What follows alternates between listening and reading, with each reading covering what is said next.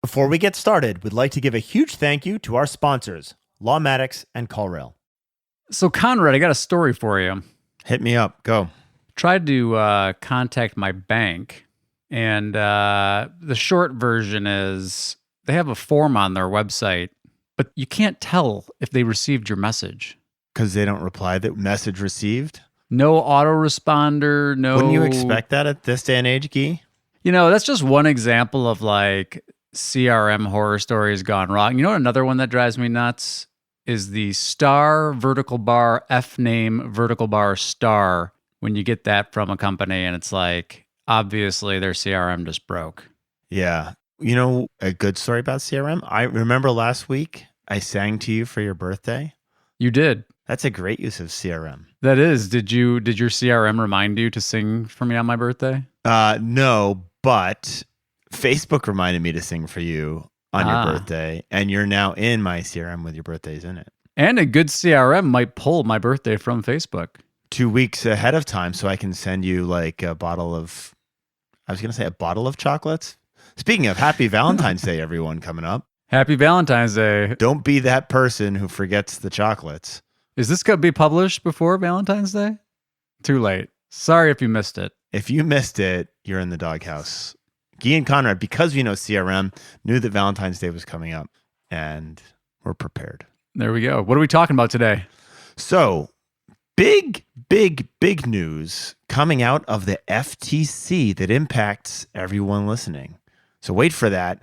And we're also going to be talking really quickly about Tech Show. But most of this podcast is dedicated to the amazing practice of CRM. Welcome to Lunch Hour Legal Marketing, teaching you how to promote, market, and make fat stacks for your legal practice. Here on Legal Talk Network.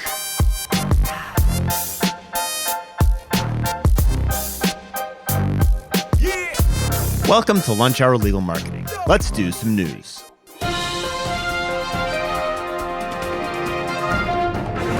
Hey, Gyi, you're on the Tech Show board. Can you talk to us about Startup Alley finalists? Yes, the Startup Alley finalists have been announced. You can check them out over at Bob Ambrosi's Law Sites blog. A lot of great companies there. You know, if you're on the fence right now about going to Tech Show, I highly encourage you to. Obviously, I'm on the board, so I'm biased, but it's a great opportunity to learn about new tech. It's a great way to meet people, implement new things at your firm. And I think you should go in person because I think there's a relationship benefit, but don't miss Startup Alley. It's the first night, great tradition, really cool way to kick off Tech Show. And I find going to Startup Alley, honestly, it is a really good way to open your mind about what's possible with technology and the practice of law. You know, I've been doing this since 2006. And I'm always inspired and sometimes horrified by some of the people who show up at the Startup Alley. Cool. Okay, moving on from Tech Show, the FTC is in the news about review gating. This hit the press this morning. And so, Gyi, can you tell our great listeners what review gating is?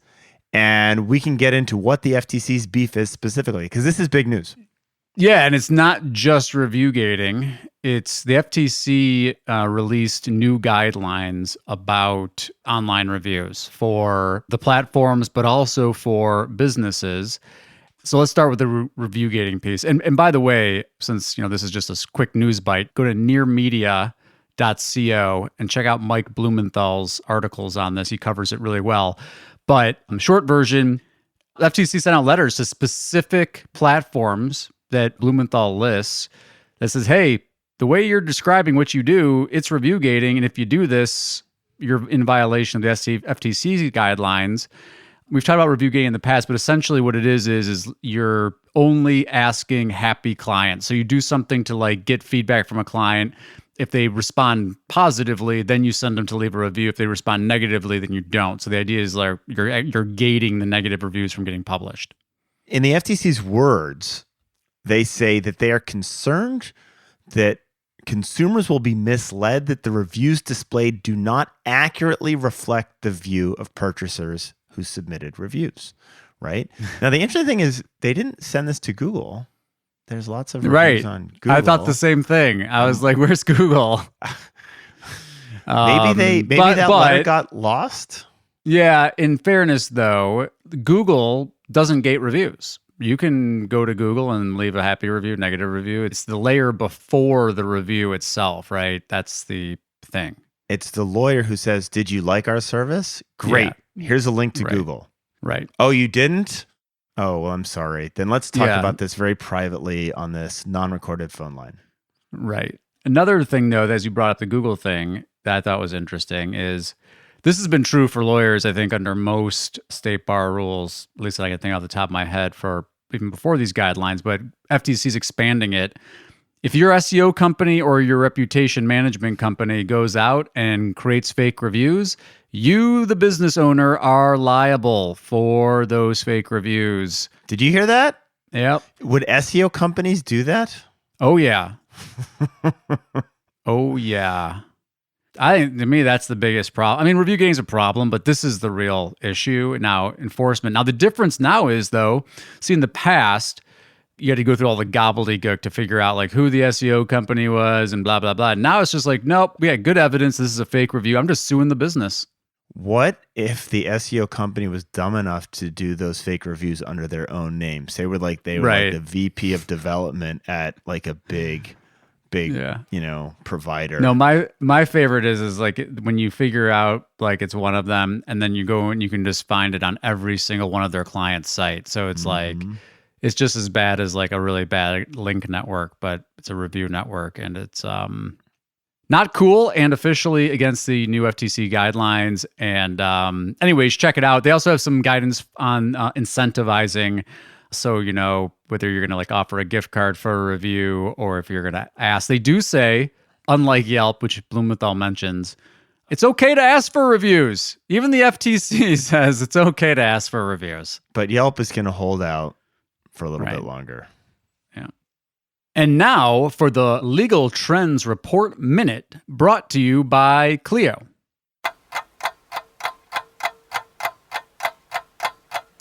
Client intake and client relationship management, CRM software, helps law firms develop enhanced client experiences, especially during the crucial intake phase of a legal matter. These solutions make it easier for law firms to keep track of potential clients who reach out to the firm, ensuring streamlined operations at each step of the intake process. Online forms make it easier and more convenient for potential clients to share basic information related to their matter, and online booking systems make connecting for an initial consultation simple. On the firm side, client intake software ensures all the staff know what stage each client is in within their intake workflow and allows staff to automate reminders and follow-ups. And this whole episode really was driven by this part of the Legal Trends Report, right? Because it is amazing how many different aspects that CRM can impact at your firm from a client experience standpoint. And so, we're going to go through that today, talk about a lot of the different ways they can impact that, and talk about some options. To learn more about these opportunities and much more for free, download Clio's Legal Trends Report at clio.com/trends. That's Clio spelled CLIO. All right, let's take an ad break. Smart firms use CallRail to track where every lead comes from. PPC, LSA, organic search, or even offline ads. CallRail tells you which channels drive your best leads. CallRail even integrates with your favorite CRM or practice management tools to help manage your leads and see the ROI on your marketing investments. Know exactly which marketing tools work. Plans start at $45 a month. We recommend CallRail to every single one of our clients. Go to callrail.com/lunchhour now and try it for free.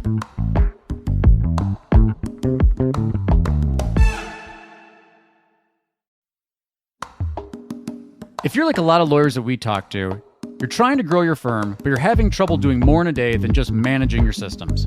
So what you really need is a simple system that can easily identify where your profitable leads are coming from, analyze practice performance, and easily sync up matters. Now, I've got to admit, I'm both an investor and advisor to Lawmatics. And the reason is I'm super excited what Matt's building over there. So you don't have to change your entire system. Lawmatics easily integrates with MyCase, Clio, Smokeball, Rocket Matter, and lots of others. So take a test drive today with Lawmatics to make client intake easier. Lawmatics.com. All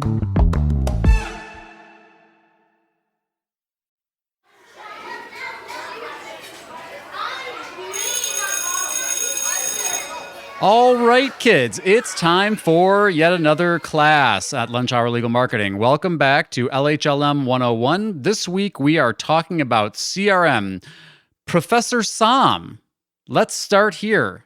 What is CRM? So it's actually a really old software, right? And it stands for Customer Relationship Management. And in the legal world, it's been broken out into two really distinct components. One is what you guys are all fairly familiar with, which is matter management, right? So there's this whole process about getting a matter from start to finish. And, there's varying levels of automation and integration and invoicing and billing and time tracking and document management, all that stuff. The other side of it that has become really, really hot, right? I think this is a really, really big change in a widespread change in the market right now is what has been called intake management software.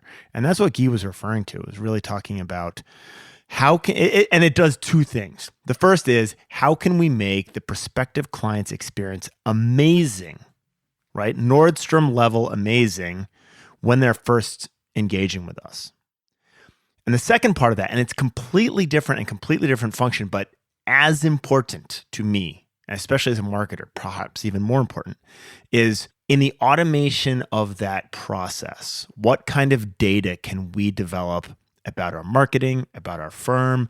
What is the actionable stuff that we can actually be talking about? And the reason I think this is so big, Gyi, is because, you and I have been dealing with NAP and meta descriptions and core web vitals and all of this kind of technical miasma.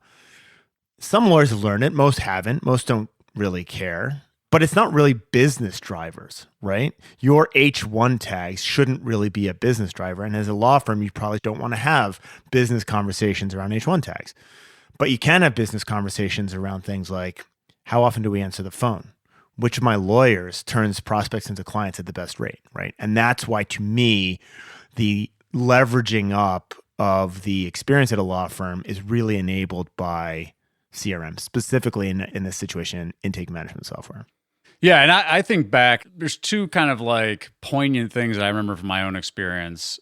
I don't know, maybe poignant is strong, but the first is I think back to like when I practiced law, eons ago for a very, very brief period of time.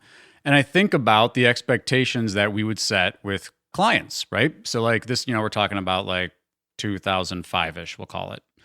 And, if a client wanted to get a hold of me, they call the firm, right? The receptionist might answer the phone. If we're doing intake, they'd call, receptionist might answer the phone, try to transfer it to the lawyer.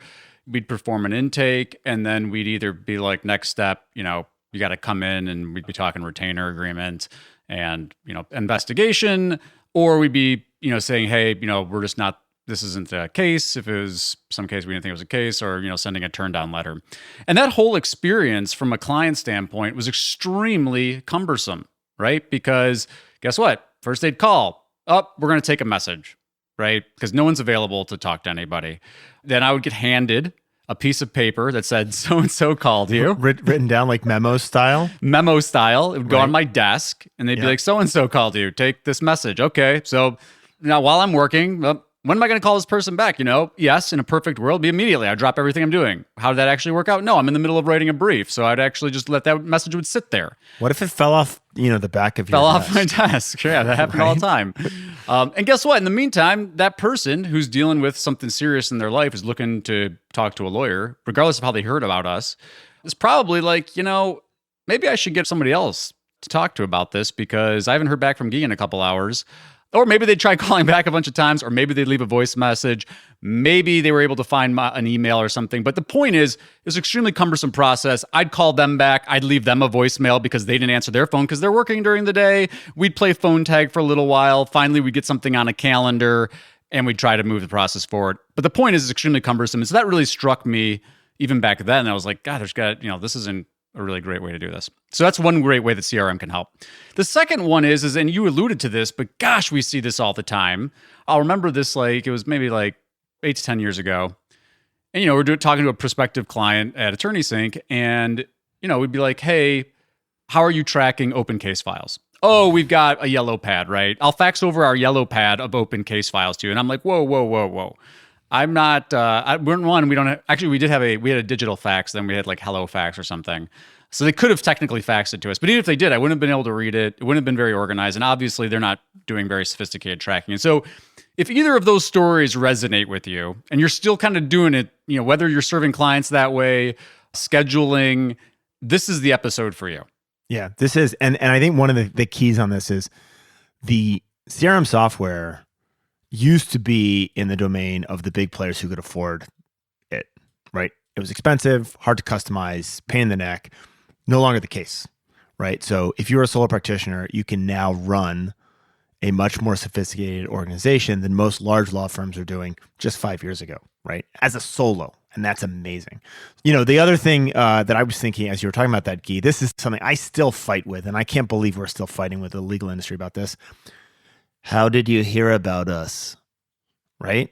Like, that is the most awful component of an intake that you could possibly do. So if you are still, and now that I've insulted half of the listeners again, we haven't insulted listeners for a while. Since last episode. If you are still asking your prospects how they found you, keep listening. This is very much worth your while. So we kind of defined what CRM is. Conrad, table stakes features that any CRM software worth its salt should have. Yeah. So there are a couple components to this that I think are very important.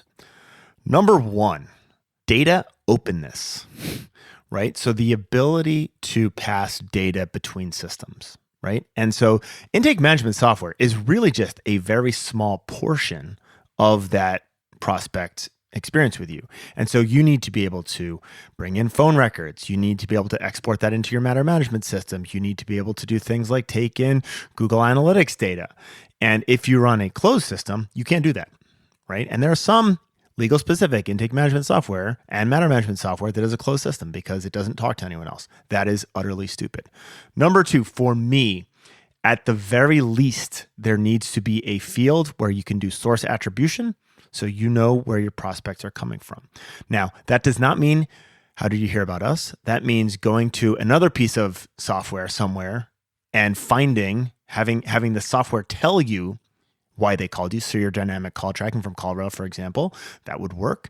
But better yet, what I really wanted to do is automatically populate.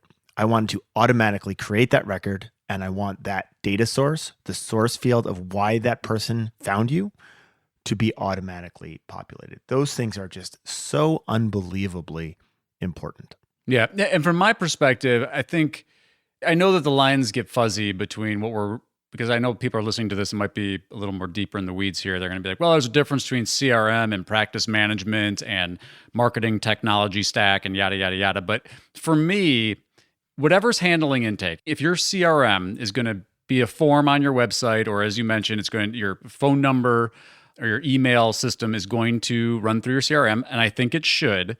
It's table stakes to have autoresponders set up so that you can actually stop the person shop. I think it's table stakes to be able to have automation triggers. So whether that's firing an automation through someone making a phone call or sending an email, the more sophisticated ones can actually do it based on visits to site and things like that. But that to me, and you mentioned this, but I think it's worth really hitting that point. The automation aspect of CRM is such a mutually beneficial tool. And we talked about this on the episode with George Saharis, and so I'd tell you to check that one out again.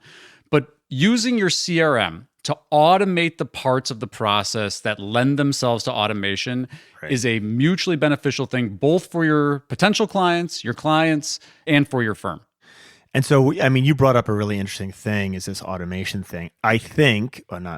There are more than a few matter management systems that have tacked on kind of Mr. Potato Head style, what they're calling intake management, but it's not, right? It's just a field that says source. That's not intake management. And so a lot of the matter management software is out there, even though it's built on a similar platform that you could really use for sophisticated intake management, not really there. And so that automation is unbelievably important. And I'll give you a really pragmatic reason why. If you are doing things manually, your front desk people are not going to bother to do data entry around the spam calls that they receive because they don't think it's a good use of their time.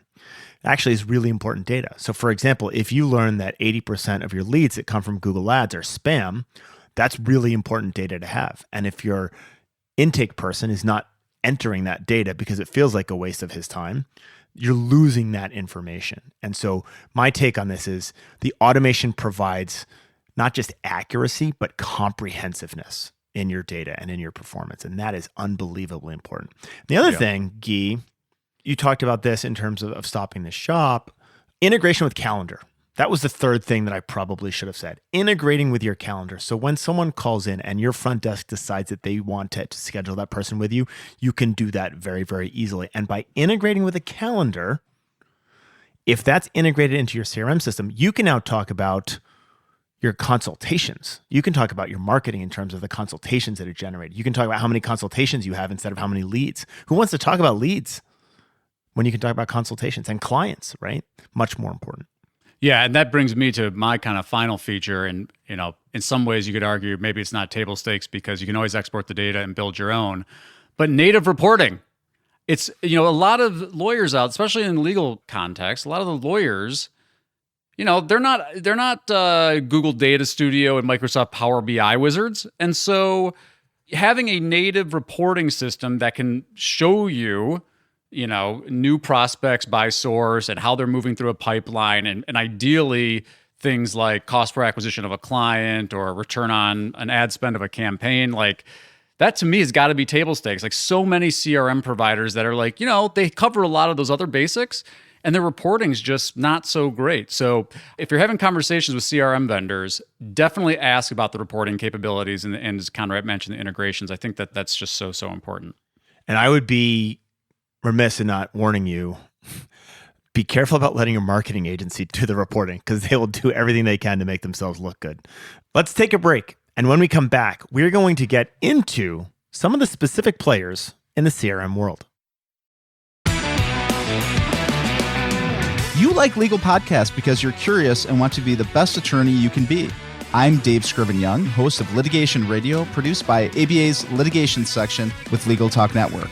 Search in your favorite podcast player for Litigation Radio to join me and my guests as we examine hot topics in litigation and topics that will help you to develop your litigation skills and build your practice.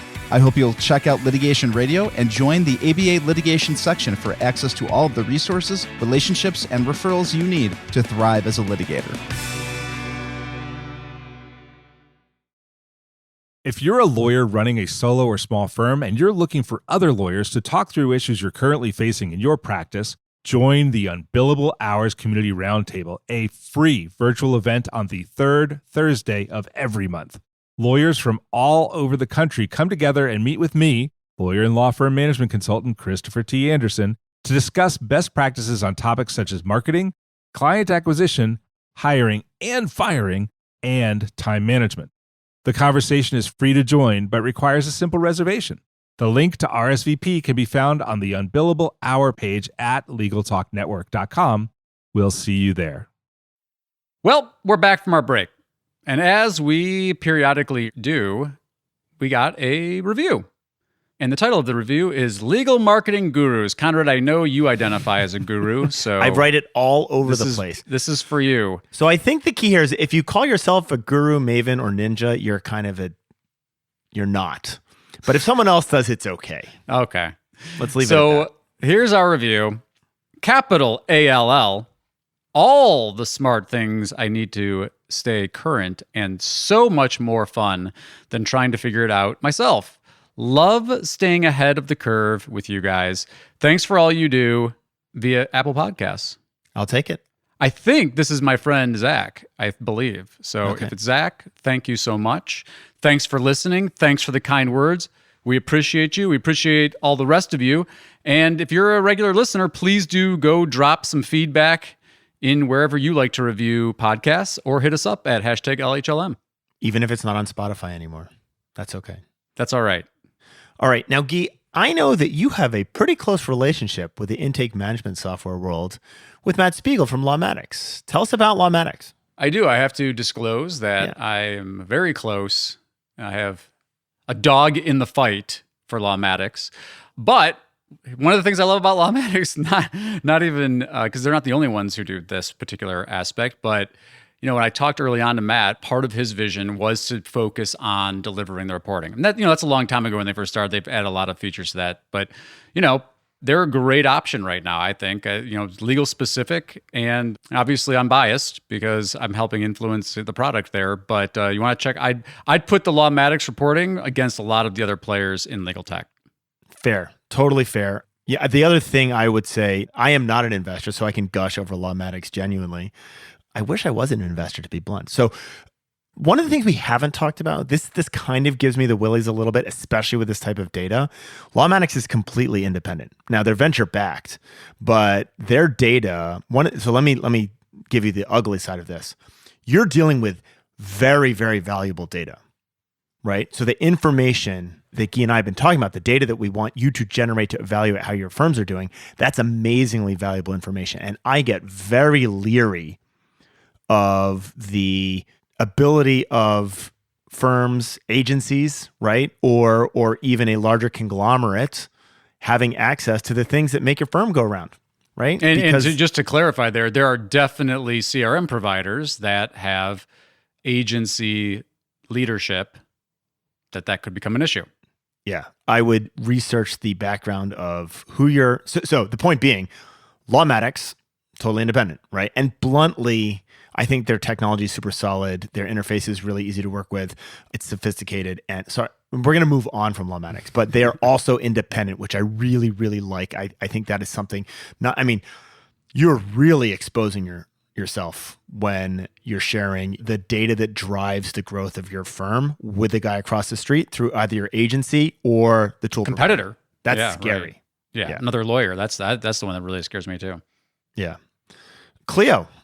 Okay. We talked about Clio Grow. Clio Grow was a product called Lexicata, which I believe was the second ever legal marketing specific intake management software that was purchased, I believe, and I think this is accurate, Gyi, maybe you can correct me if I'm wrong. I think that was Clio's first acquisition. Is that true?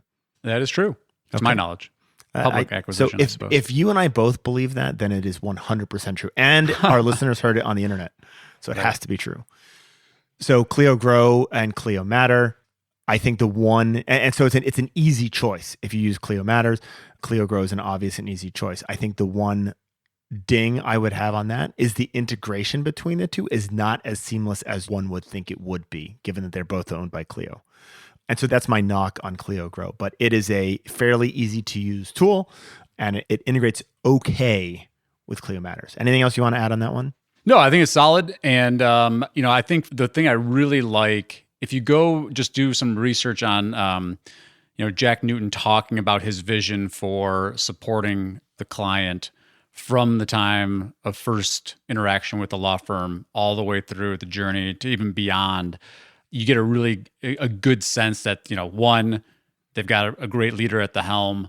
They've got a really strong foundation. They obviously have a lot of market share. They obviously are well funded. And so again, I think that those kind of things do play into your decision. One of the things I always ask vendors, I'm like, are you guys funded? Because if you're going to invest the time to get something set up and configured, you better hope that it's going to be there next 2 years, 5 years. It also speaks to the innovation, right? Because they've got the resources to actually innovate, add new features, yada, yada, yada. So great option.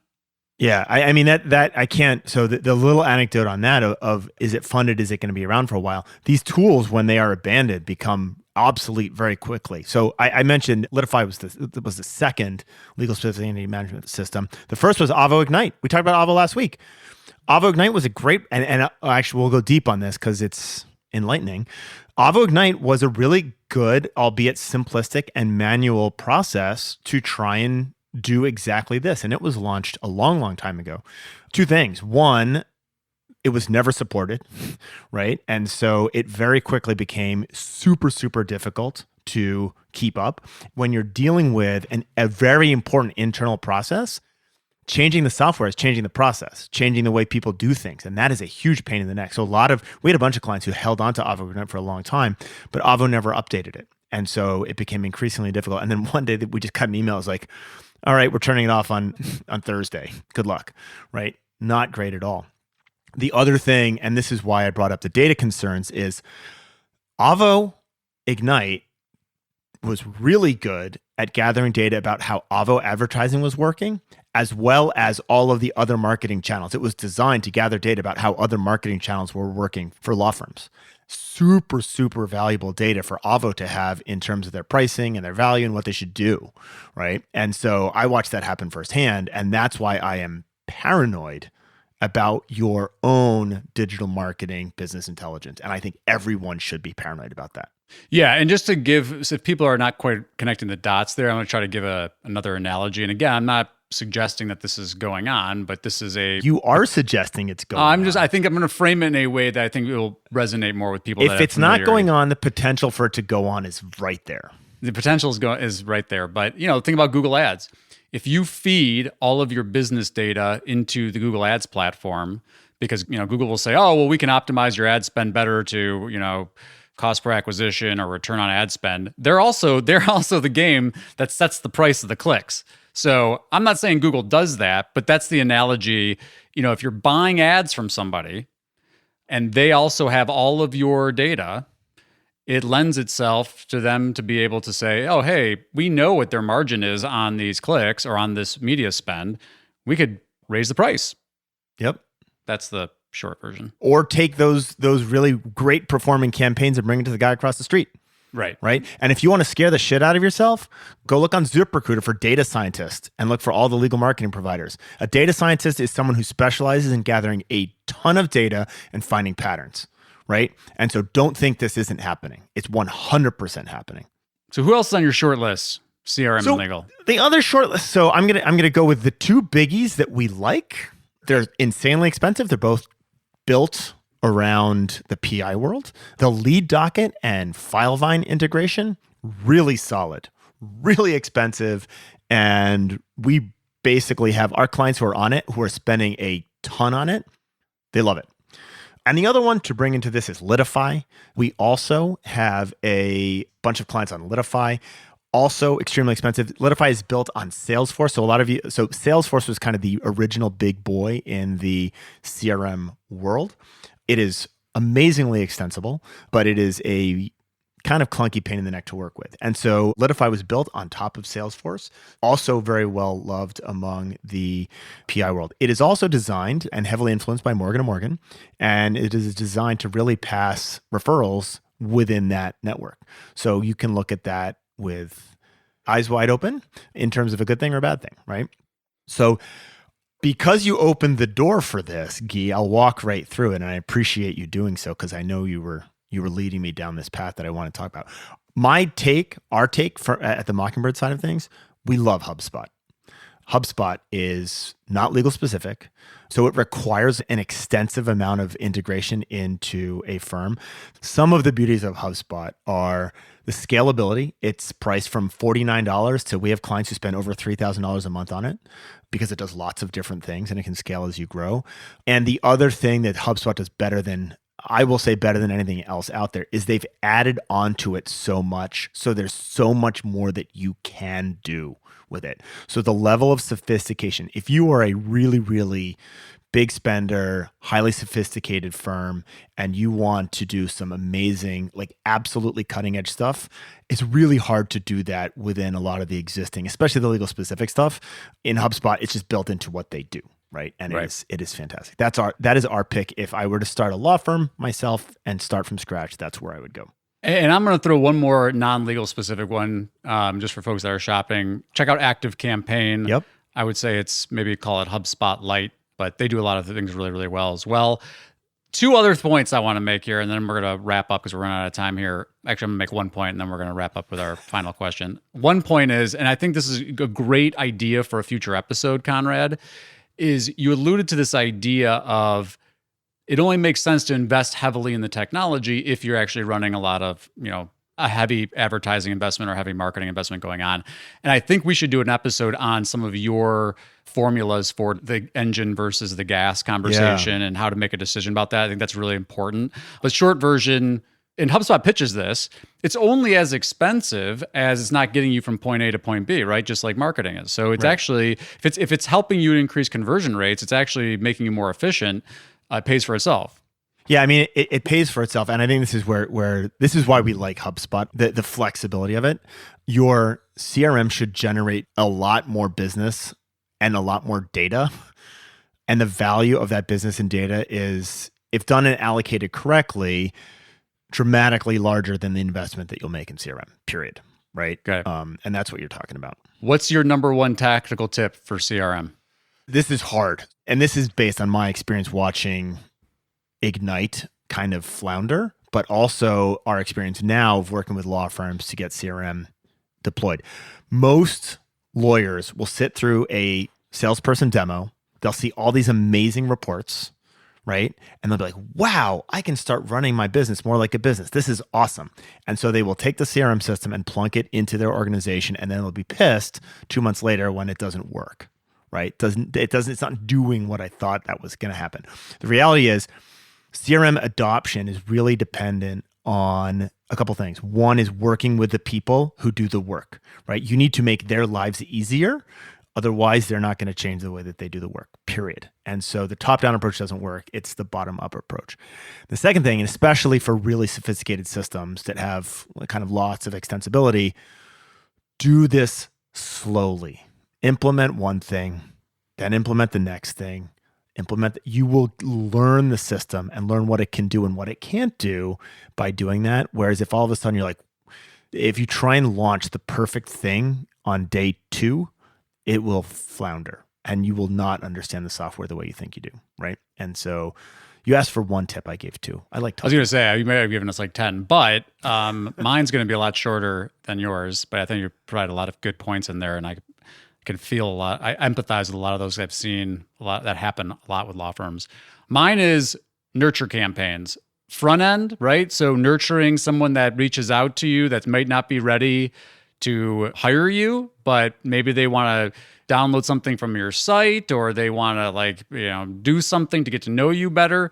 CRM is fantastic for moving someone from I'm just kind of interested in this to what they need to know to actually make a hiring decision, and then nurturing on the back end, right? Every law firm we talk to, what are you doing to stay in touch with former clients? Nothing. This CRM handles that for you. It can automatically fire out Happy New Year message or Happy New Year text. And again, you got to configure it so you're sending the right messaging to the right group of people. But nurturing on the front end and back end of that client journey makes all the difference in the world. 100%. And you guys all know you should do it, and you don't, because it's hard. Make it easy with CRM. We sound like CRM salespeople now. We're joining the CRM sales force. Oh, no pun intended. With that terrible pun. Thank you again, dear listeners and subscribers and followers. If you have questions, ideas for show topics, please do reach out to us, LHLM, drop us a review. And if you just landed here randomly because you were hitting auto shuffle on your podcast thing, then make sure you subscribe so you can get future episodes of Lunch Hour Legal Marketing. Until then, Gyi and Conrad out.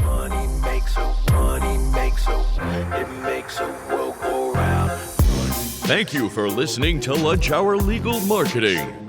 If you'd like more information about what you heard today, please visit LegalTalkNetwork.com. Subscribe via Apple Podcasts and RSS. Follow Legal Talk Network on Twitter, Facebook, LinkedIn, and Instagram. And/or download the free app from Legal Talk Network in Google Play and iTunes.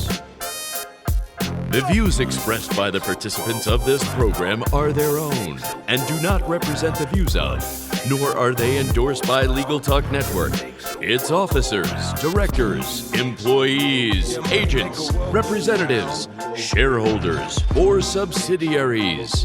None of the content should be considered legal advice. As always, consult a lawyer.